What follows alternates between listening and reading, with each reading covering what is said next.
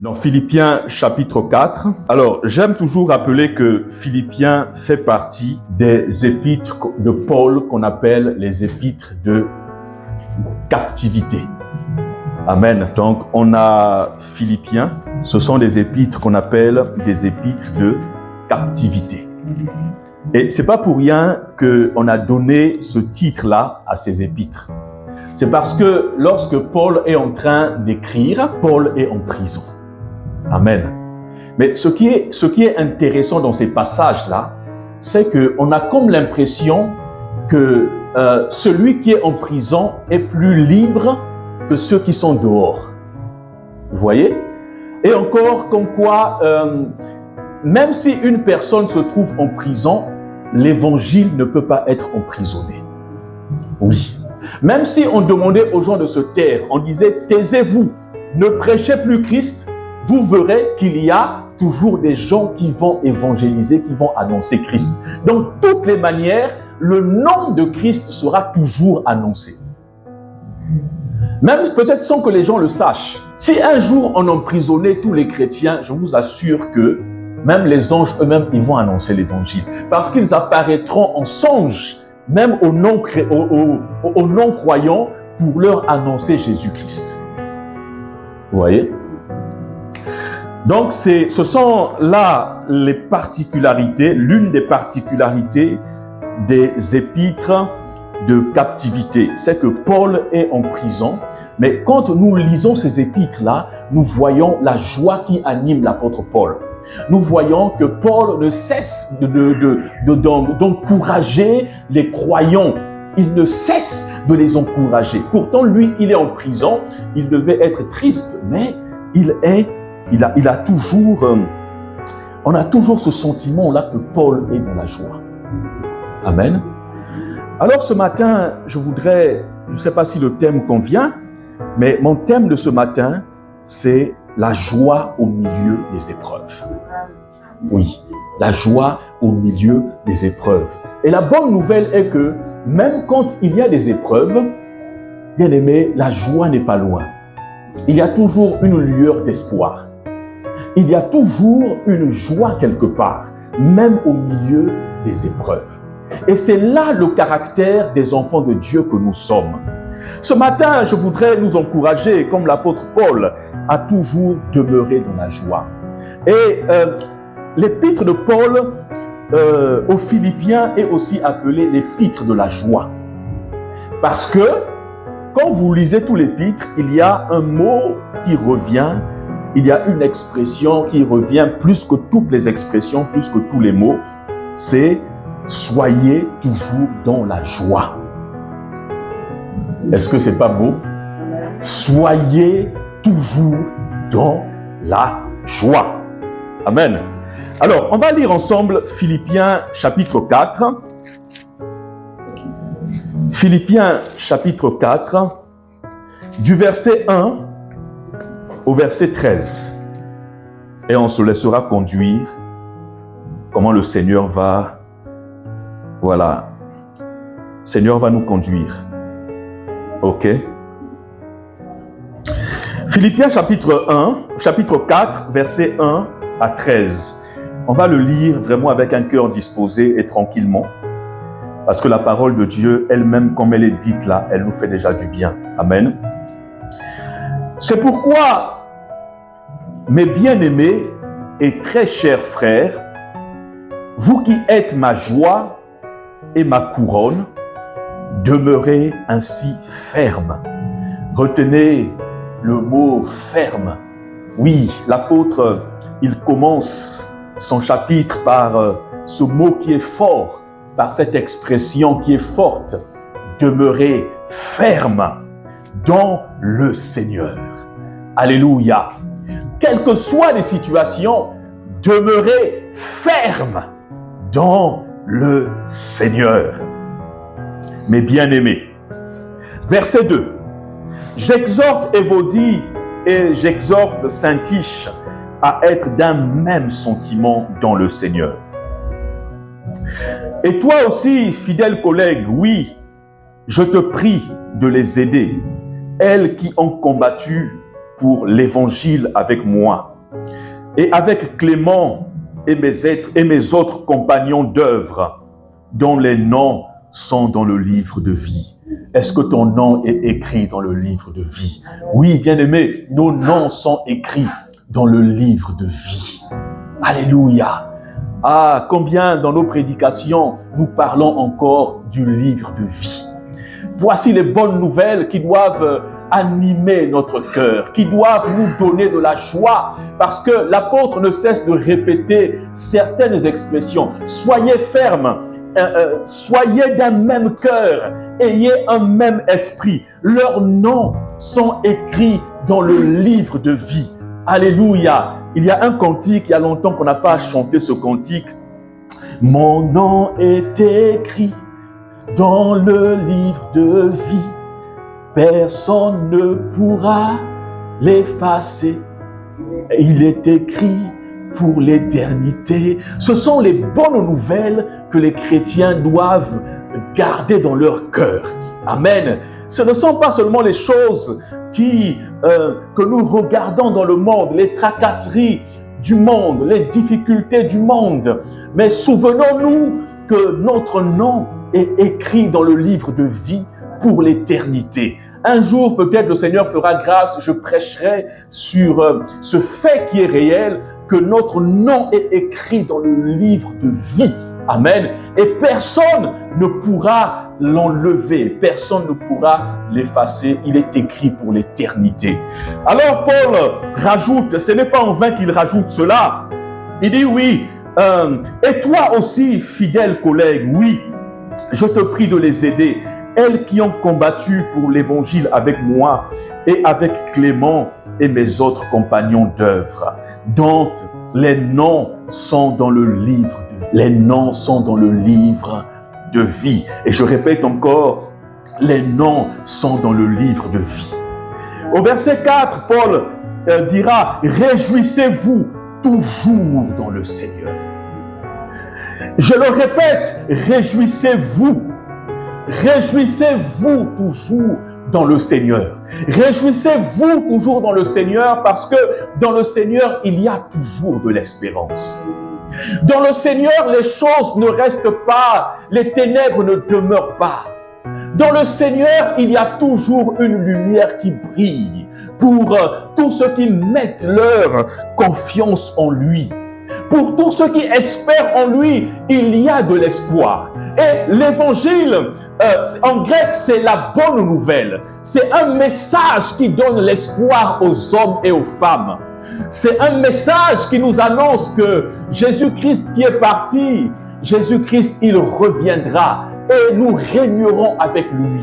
Alléluia. C'est un message d'amour, c'est un message de paix, c'est un message d'espoir et c'est la bonne nouvelle. Et c'est pourquoi elle est appelée la bonne nouvelle de l'évangile. Alors pour Paul, nous avons en réalité toutes les raisons de nous réjouir. Voyez-vous, lui qui était en prison, bien-aimé, il nous exhorte à nous réjouir. Alléluia. Ça veut dire que lui-même, il est en train d'expérimenter cette joie. Dans la prison, Paul est rempli de joie. Alors ce matin, sommes-nous quelque part dans une prison, peut-être une prison émotionnelle, une prison peut-être spirituelle, une prison peut-être dans le monde dans lequel nous sommes? Est-ce que nous nous sentons emprisonnés? Est-ce que nous nous sentons accablés par des situations de la vie? Peut-être par des dettes, ça peut être une prison. Amen. Ça peut être aussi la maladie qui peut être une prison, qui peut t'empêcher de t'épanouir, de faire les choses comme tu devrais faire. Ça peut être une situation dans laquelle tu te trouves et tu sens que tu es comme emprisonné. Alléluia. Mais Paul nous dit ce matin, réjouissez-vous. Ah ouais, réjouissez-vous dans le Seigneur.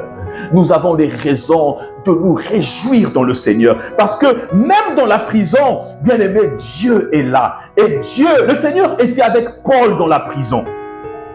Il était avec Paul dans la prison, de sorte que il dira que même ceux qui sont là dans le prétoire savent que je suis là pour la cause de l'évangile.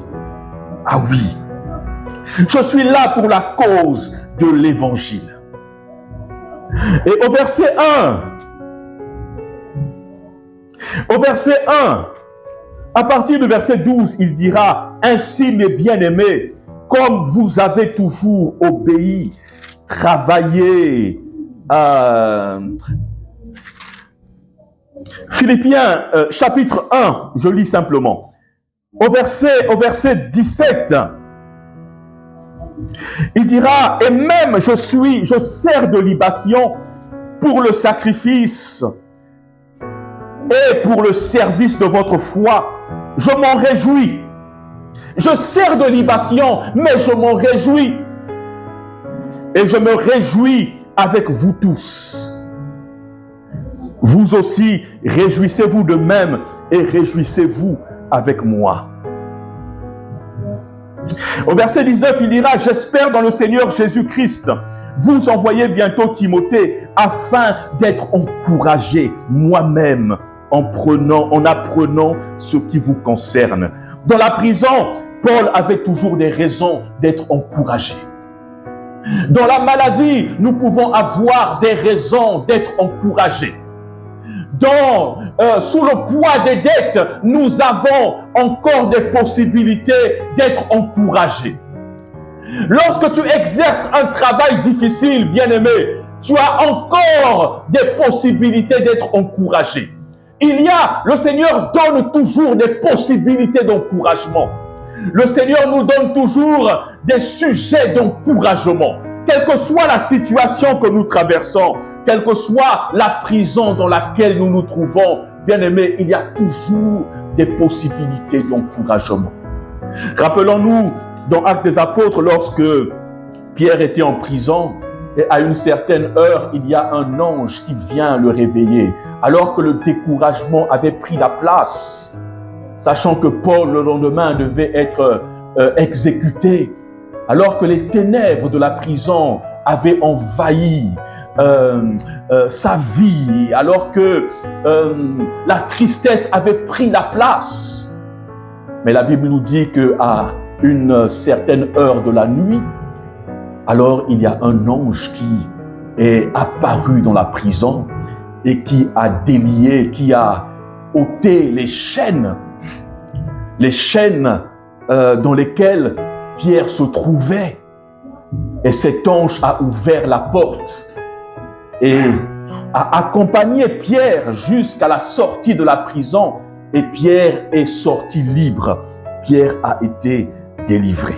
Et ma prière ce matin est que dans les prisons dans lesquelles nombreux se trouvent, que le Seigneur intervienne.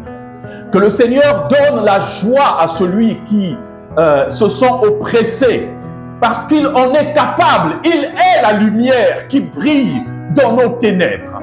Et la Bible nous dit quelque part que les ténèbres ne régneront pas toujours.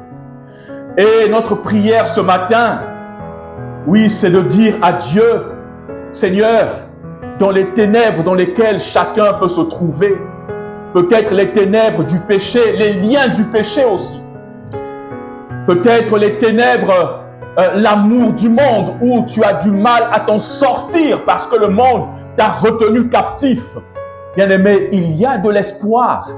Il y a de l'espoir. Et notre prière ce matin est que le Seigneur fasse briller sa lumière dans les ténèbres de nos vies. Que la lumière du Seigneur puisse briller. Que la lumière du Seigneur puisse briller et que nous puissions libérer, nous puissions sortir des prisons de la vie. Des prisons de la vie. Alléluia. J'aurais tendance à dire des prisons sataniques, mais il n'y a pas que des prisons sataniques. Il y a aussi des prisons de la vie. Oui, il y a des prisons de la vie. Amen. Toute chose n'est pas forcément satanique. Amen. Mais il y a aussi nos réalités qui nous emprisonnent. Nos réalités qui nous emprisonnent. Amen. Il y a la peur du lendemain. Tu ne sais pas ce que sera ton lendemain. Amen. Tu ne sais pas ce que sera ton lendemain. Ton lendemain professionnel, le lendemain au niveau de ta famille, le lendemain au niveau de ton ministère, le lendemain au niveau de l'église, le lendemain au niveau financier. Tu ne sais pas. Alléluia. Ce sont des prisons mentales. Mais, oh, le Seigneur que nous prions est capable ce matin de nous redonner la joie. Amen. De sorte que malgré les épreuves, malgré les difficultés, que nous soyons toujours remplis de joie. Alors Paul, qui était en prison, avait toujours des sujets d'encouragement. Toujours dans Éphésiens, au chapitre 2, au verset 24, moi je fais attention aux expressions. Au verset 22 déjà, vous savez qu'il a été mis à l'épreuve en se consacrant au service de l'évangile avec moi, comme un enfant avec son père. J'espère donc vous l'envoyer dès que j'apercevrai l'issue de l'état où je suis. Et j'ai cette confiance dans le Seigneur que moi-même aussi j'irai bientôt. J'ai cette confiance dans le Seigneur que moi-même j'irai bientôt. J'irai bientôt peut-être pour vous rencontrer. Amen. C'est peut-être pas j'irai bientôt comme synonyme de mourir, mais moi-même j'irai bientôt vous rencontrer certainement. Mais ce qui m'intéresse ici, c'est la confiance que Paul a dans la prison. Alléluia. Oui, j'ai cette confiance dans le Seigneur. Et à chaque fois, il rajoute toujours dans le Seigneur. Alléluia. Bien-aimés, nous avons cette confiance dans le Seigneur que le Seigneur nous accordera des jours meilleurs. Nous n'avons pas une confiance en l'homme. Nous n'avons pas une confiance dans ce monde. Mais notre confiance, elle nous vient du Seigneur. Nous avons confiance dans le Seigneur qu'il nous bénira. Nous avons confiance dans le Seigneur qu'il nous restaurera. Nous avons confiance dans le Seigneur. Est-ce que quelqu'un a confiance dans le Seigneur ce matin? Ah, bien-aimés, gardons confiance, gardons courage. Je reprends les mots de l'apôtre Paul. Gardons la foi. Gardons le zèle pour le Seigneur. Gardons courage pour le Seigneur. Gardons confiance dans le Seigneur. Gardons confiance dans le Seigneur. Gardons confiance dans le Seigneur.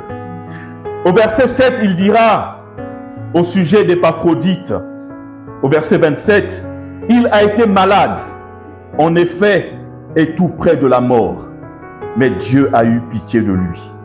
Et non seulement de lui, mais aussi de moi, afin que je n'eusse pas tristesse sur tristesse. Je l'ai donc envoyé avec d'autant plus d'empressement, afin que vous vous réjouissiez de le revoir. » Au début de mon message, j'ai dit qu'il y avait une expression qui revenait à plusieurs reprises. Réjouissez-vous. Soyez dans la joie. C'est comme un commandement de se réjouir. Parce que le diable prend plaisir à celui qui est attristé. Le diable prend plaisir à un cœur attristé. Et c'est chaque fois que nous sommes tristes, ou chaque fois que nous laissons la tristesse nous envahir, bien-aimés, c'est une opportunité que nous donnons au diable de se réjouir. Amen. Parce qu'il sait que l'homme dans la tristesse est capable du pire. Un homme qui est triste est capable d'aller très loin dans le péché. Amen. Pour combler sa tristesse. La tristesse est un chemin, la tristesse est une voie qui nous conduit vers le diable, qui nous conduit vers les ténèbres. La tristesse est une voie qui est un sentiment qui nous enfonce encore davantage. Au départ, elle peut être naturelle parce que nous avons un cœur, nous sommes faits de chair. Nous pouvons ressentir un sentiment de tristesse. Mais lorsque la tristesse devient notre quotidien, bien-aimés, c'est une preuve que nous avons perdu la foi et ça, le diable s'en réjouit. Mais nous devons constamment rechercher la joie. Nous devons constamment nous encourager C'est pourquoi, bien-aimés, lorsque nous prêchons l'évangile, encourageons aussi. Parce que l'évangile est un message d'encouragement. Amen. L'évangile ne consiste pas seulement à être comme des légalistes en te disant fais ceci, fais cela, fais ceci, fais cela. Ce n'est pas un ensemble de lois, mais c'est aussi un message d'encouragement pour celui qui est faible. Amen. Et Paul dira quelque part, encouragez-vous les uns les autres. Encouragez-vous par des cantiques. Encouragez-vous par des psaumes. Encouragez-vous par des louanges. Nous avons besoin d'être encouragés de temps en temps. Nous avons besoin d'être encouragés. Amen. Parce que nous venons ici, bien-aimés, pour nous encourager. Pour nous encourager. Parce que il y a peut-être qui ont passé une nuit difficile. Il y a, comme Déborah aujourd'hui, qui ont galéré dans les transports. Et ça, émotionnellement, c'est difficile. Alléluia. Émotionnellement, c'est difficile. Et quelqu'un qui va arriver déjà avec cet état d'esprit, tu ne vas pas encore lui dire « fais ça, fais ça, fais ça ». Non, on a besoin d'être encouragé. Et c'est ça, la bonne nouvelle du salut, la bonne nouvelle des encouragements. La bonne nouvelle des encouragements. Réjouissez-vous dans le Seigneur. Au verset 29, recevez-le donc. Recevez-le donc dans le Seigneur avec joie entière et honorez de tels hommes. Est-ce qu'on est encore ensemble? C'est une exhortation, c'est vraiment un message d'encouragement et c'est un message qui nous permet de voir aussi la beauté de cette épître. Parce que dans cette épître, nous voyons comment l'apôtre Paul est en train de manifester son amour aux Philippiens. C'est peut-être une épître. C'est peut-être une des épîtres où il n'y a pas de réprimande, mais il y a surtout des encouragements à manifester l'amour, à marcher dans l'amour les uns les autres. Et c'est pourquoi d'ailleurs Paul, au chapitre 4 que nous avons lu, il va faire comme une médiation. Il va faire comme une médiation entre Évodie et Syntyche qui avaient certainement des problèmes entre elles.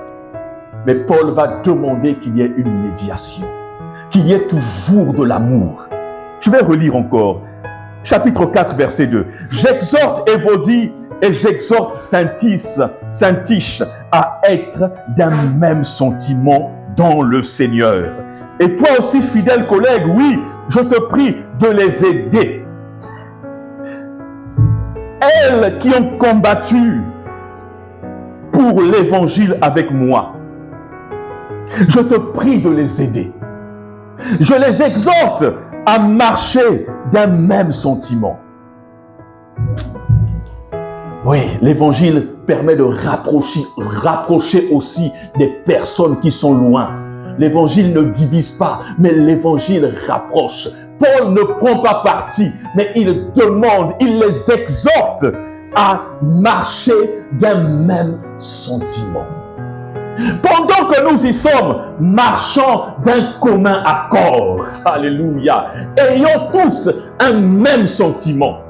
Que les forts soutiennent les faibles. Nous sommes une église, j'espère, où les forts soutiennent les faibles par des encouragements. Oui, chaque fois que nous venons à l'église, trouvons des sujets d'encouragement.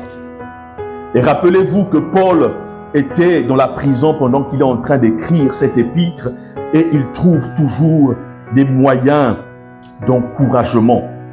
Paul aimait le Seigneur. Amen. Paul aimait le Seigneur. Au verset 3, il dira « Au reste, mes frères, réjouissez-vous dans le Seigneur. » C'est cette expression qui revient tout le temps. Je ne me lasse point de vous écrire les mêmes choses. Et pour vous, cela est salutaire. Réjouissez-vous toujours dans le Seigneur.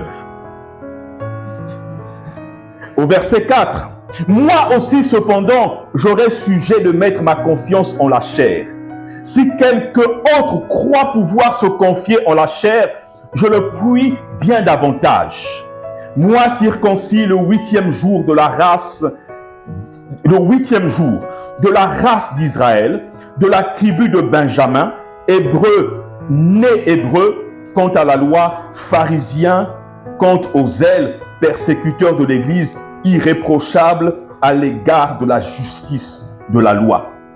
Mais ces choses qui étaient pour moi des gains, je les ai regardées comme une perte à cause de Christ. Et même je regarde toutes choses comme une perte à cause de l'excellence de la connaissance de Jésus-Christ, mon Seigneur, pour lequel j'ai renoncé à tout, et je les regarde comme de la boue afin de gagner Christ. Vous entendez comment Paul est en train de parler de Jésus-Christ, mon Seigneur. Même dans la prison, Jésus-Christ demeure mon Seigneur. Alléluia. Que dans ta situation dans laquelle tu te trouves, que dans la prison dans laquelle tu te trouves, bien-aimés, soyons toujours joyeux au point de dire que Jésus-Christ est mon Seigneur. Il est mon roi. Il est mon Dieu. Jésus-Christ est mon Seigneur. Et c'est ça mon sujet de joie. Parce que le monde peut tout m'enlever, mais personne ne m'enlèvera le Seigneur. Et tant que le Seigneur est là, bien-aimé, pour moi, c'est un sujet de joie. Je me réjouis dans le Seigneur. Alléluia. Oui, je ne me réjouis pas en autre chose, mais je me réjouis dans le Seigneur. Je me réjouis dans le Seigneur. Alléluia. Jésus-Christ est pour nous un sujet de joie. Nous avons tout par Jésus. Nous avons tout. Rien que son nom est déjà un tout. Amen. J'avais lu un livre il y a très longtemps. Le thème c'était Jésus-Christ tout inclusif. C'est-à-dire qu'en Jésus-Christ, il y a tout. Il y a tout en Jésus-Christ. Alléluia. Recherchons-le. Recherchons-le. Approchons-nous de lui. Parce qu'il est tout inclusif. En lui, il y a tout. Alléluia. C'est pourquoi il est écrit que tout a été créé en lui. Les esprits, les anges, les choses visibles, les choses invisibles. Tout a été créé en lui et par lui. Tout est en Jésus-Christ. C'est pourquoi il est important de se réjouir, de garder la joie. Alléluia. Parce que nous avons tout en lui. Réjouissez-vous dans le Seigneur. Je ne cesse point de vous écrire les mêmes choses. Réjouissez-vous dans le Seigneur. Demeurez ferme dans le Seigneur. Réjouissez-vous. Chapitre 4, verset 4. Réjouissez-vous toujours dans le Seigneur. Je le répète, réjouissez-vous. Que votre douceur soit connue de tous les hommes. Le Seigneur est proche. Au verset 6, il y a encore un encouragement. J'aurais pu rester seulement sur le chapitre 4, parce que le chapitre 4 a déjà plusieurs encouragements. Mais tout le livre de Philippiens tout est encouragement dans ce livre.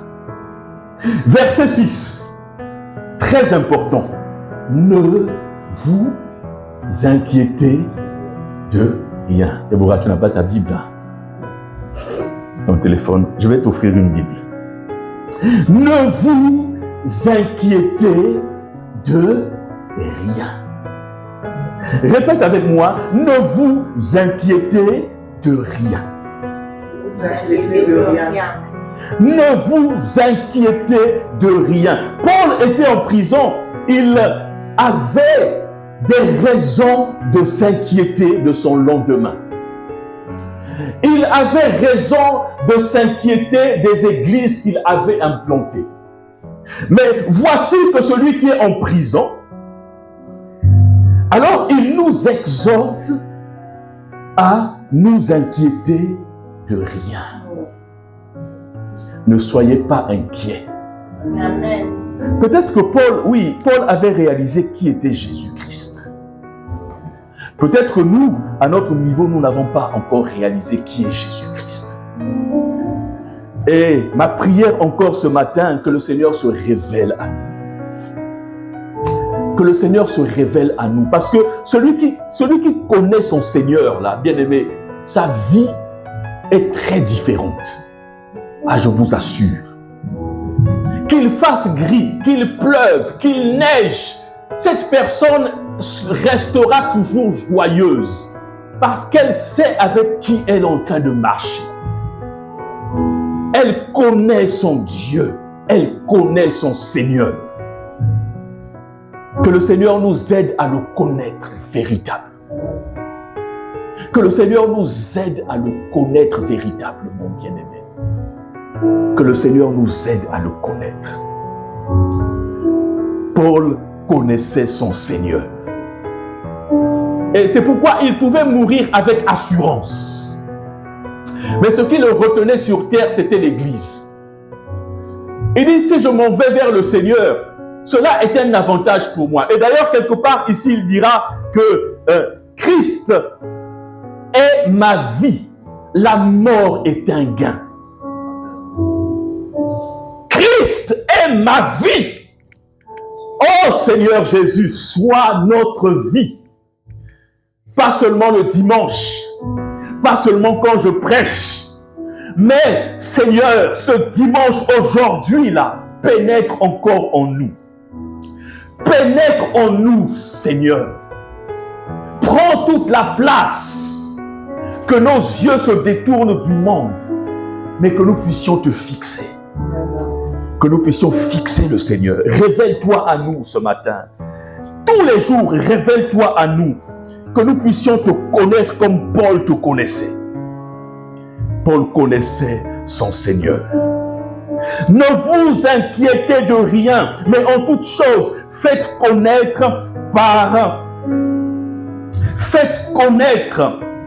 vos besoins à Dieu par des prières et des supplications avec des actions de grâce. Et la paix de Dieu qui surpasse toute intelligence gardera vos cœurs et vos pensées en Jésus-Christ. En Jésus-Christ. Le nom qui revient constamment dans cette épître. Tout est en Jésus-Christ. La joie est en Jésus-Christ. Verset 8, après je vais terminer par là, on va prier. Au reste, frères, que tout ce qui est vrai,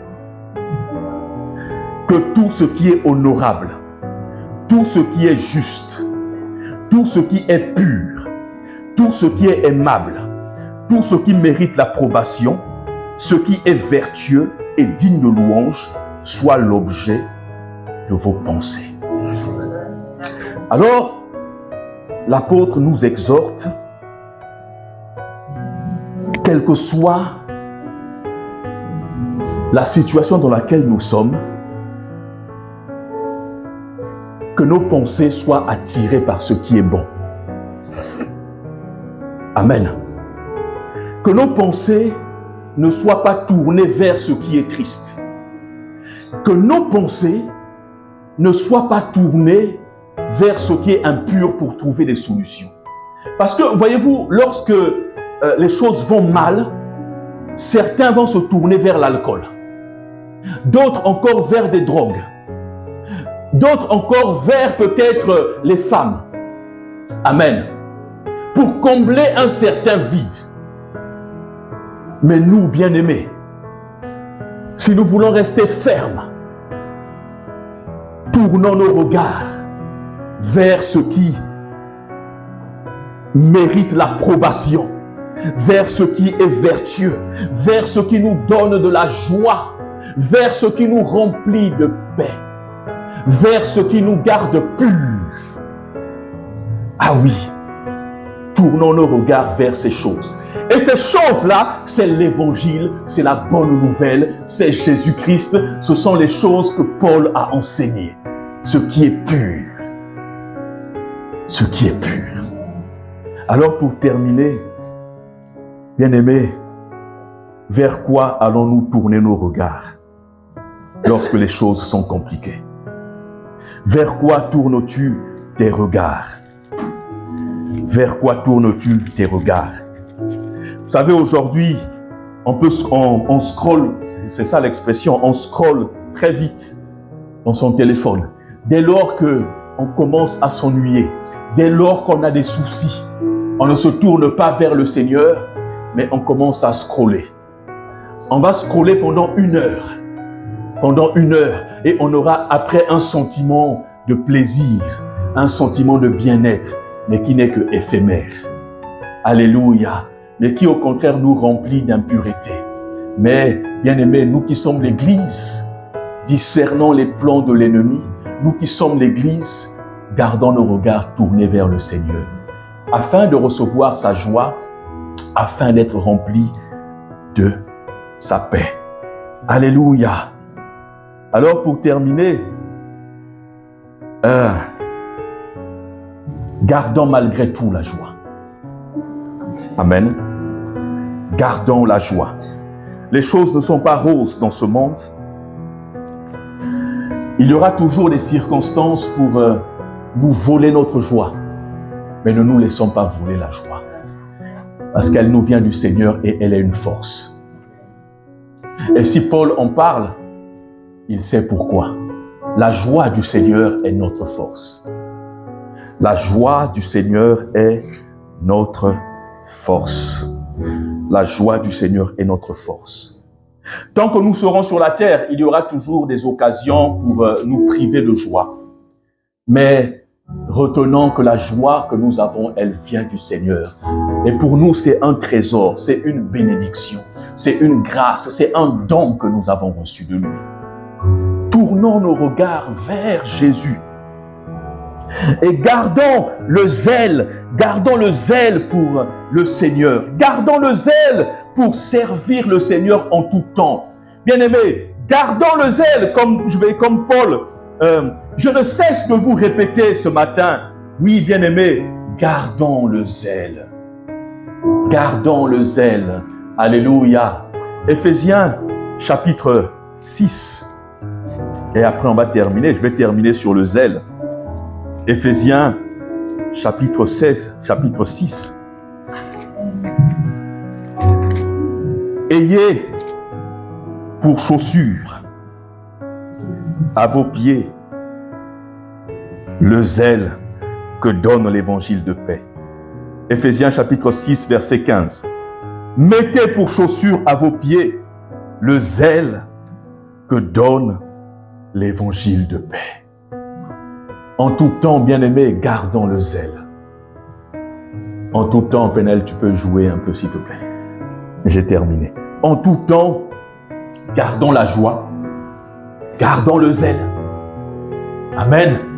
Parce que Jésus-Christ nous délivre des prisons.